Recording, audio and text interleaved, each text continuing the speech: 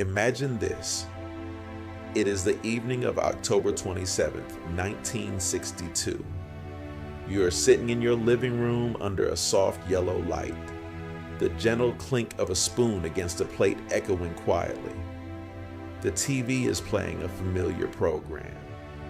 Then suddenly, the screen flickers into static. A serious voice cuts in. The president announces, "An attack has begun." There is no music, no explanation, only a heavy, suffocating silence. Outside, you hear air raid sirens.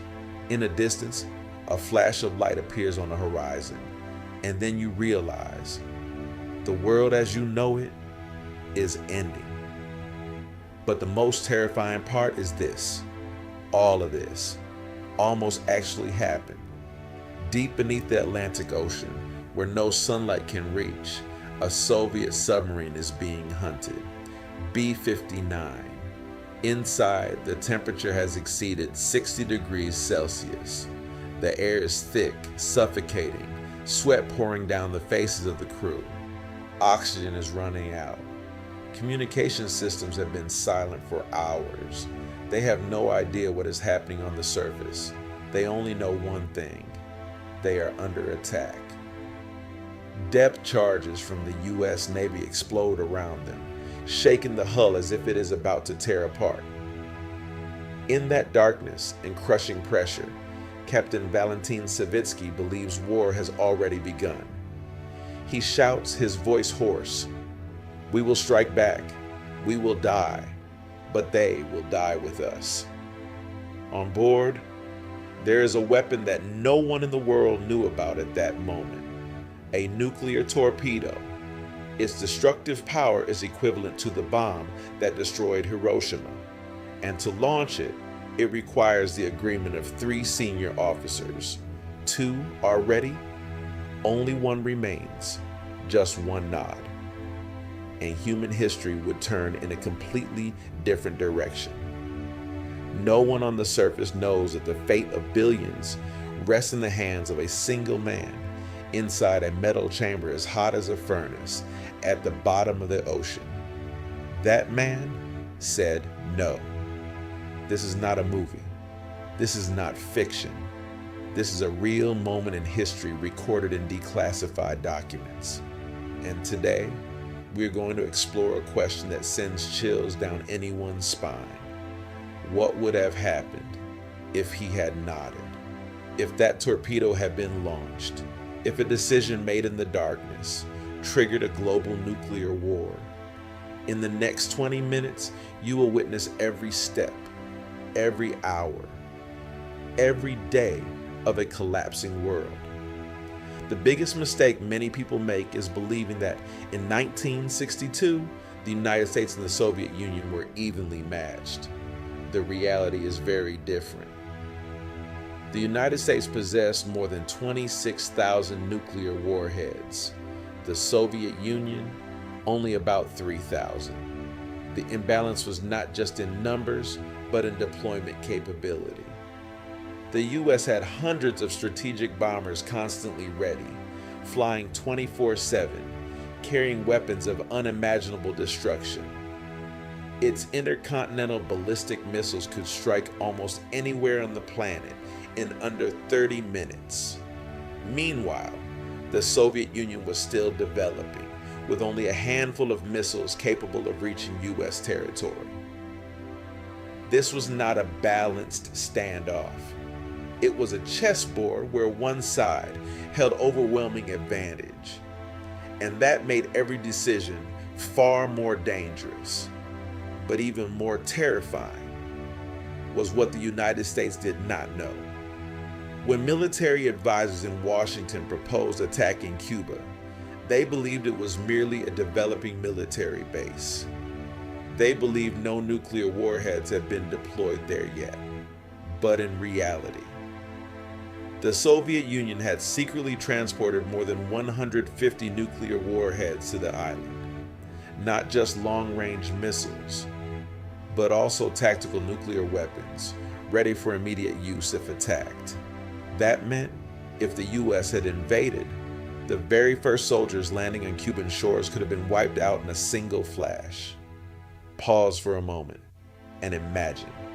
You are a U.S. Marine. You jump off a landing craft, cold seawater up to your waist. You run toward the beach, rifle in hand, heart pounding wildly, and then a blinding white light.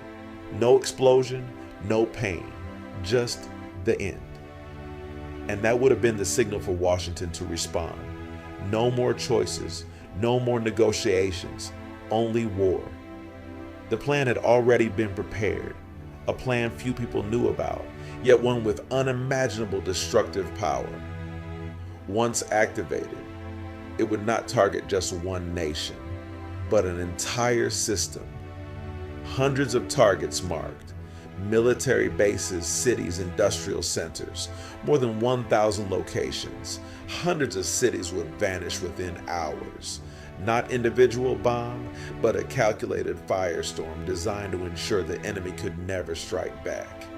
And once it began, there would be no way to stop it. Now return to that moment of decision. Inside B-59, amid the trembling metal and suffocating air, 3 men stand before an irreversible choice. 2 have agreed. The third hesitates, not out of fear, but because he understands the consequences. He knows that if they are wrong, if the war has not actually begun, then their action will be the very spark that ignites the end of the world. And in a moment, history will never forget. He refused, but what if he hadn't? The scenario begins. Hour 0. A nuclear torpedo is launched from the submarine. It cuts through the dark water, heading straight toward a U.S. warship. Minutes later, an underwater explosion with the force of tens of kilotons of TNT rips through the ocean. The ship disappears. Shockwaves spread for kilometers. The U.S. Navy has no doubt anymore. This is no accident. This is war. Within minutes, the information reaches Washington. The generals no longer argue. They have a plan, and that plan is activated. Hour 6. Strategic bombers take off en masse. The sky fills with the roar of engines. Missiles are prepared. Launch systems open.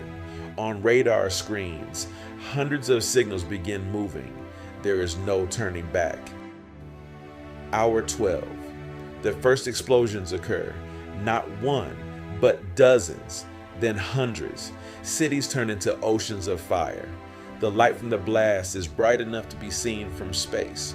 Those near ground zero have no chance.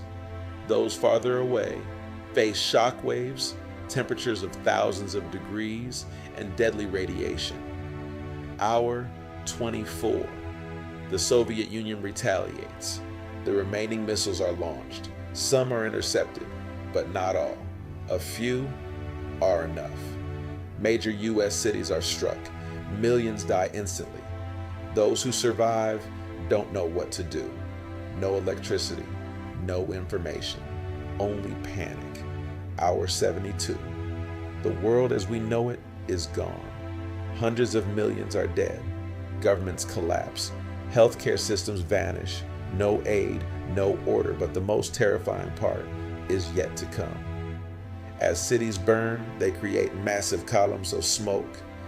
Millions of tons of soot and debris rise into the atmosphere. They do not fall back down. They spread across the planet, and gradually they block out the sun. Day turns into twilight. Temperatures drop. Crops fail. Global food supply chains collapse. Even places untouched by bombs begin to starve, not because of the war, but because of its aftermath. A winter that lasts not months, but years. You survive the explosions. You avoid the radiation, but you cannot escape the cold. You cannot escape the lack of food. Around you, everything slowly disappears. No animals, no plants, only ruined cities and a gray sky.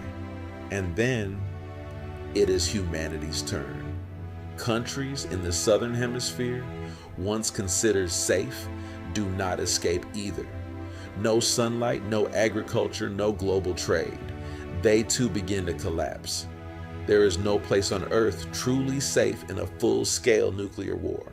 When you look back, you realize something terrifying. All of this began with a single decision, a single moment, one person. The world was not saved by systems, not by technology, not by perfect planning, but by one man who remained calm enough to say no when everything around him was falling apart. And that raises a question we cannot comfortably ignore. If you were in that position, what would you do when you believe war has already begun, when you are under attack, when everyone around you agrees to strike back? Would you have the courage to doubt, to pause just for a moment and change the fate of the world? Today, technology has advanced further. Weapons are more powerful. Reaction times shorter. Decisions may need to be made in minutes, even seconds. And that means we are still living in a world where a mistake, a misunderstanding, or a wrong decision could change everything. If this story makes you think, if it sends a chill down your spine when you realize how close the world once came to the edge, remember that history is not just what happened. It is also what almost happened, but was narrowly avoided. And perhaps the most important question is not what happened in 1962, but next time, will we be this lucky again? These numbers are truly shocking, aren't they? If you find this declassified historical knowledge valuable, hit the like button so the YouTube algorithm can bring this video to more people. It helps ensure we never forget how close the world once came to the brink. The Cuban Missile Crisis ended through compromise and peace, but that was largely due to luck. Today, as geopolitical tensions rise again, the lesson from 1962 is more important than ever. Humans are prone to error, but nuclear weapons are unforgiving. What do you think about Vasily Arkhipov's decision? Can we always rely on luck like that in the future? Leave your thoughts in the comments below. Don't forget to subscribe and turn on notifications so you don't miss more fascinating alternate history scenarios. Thank you for watching and see you in the next video.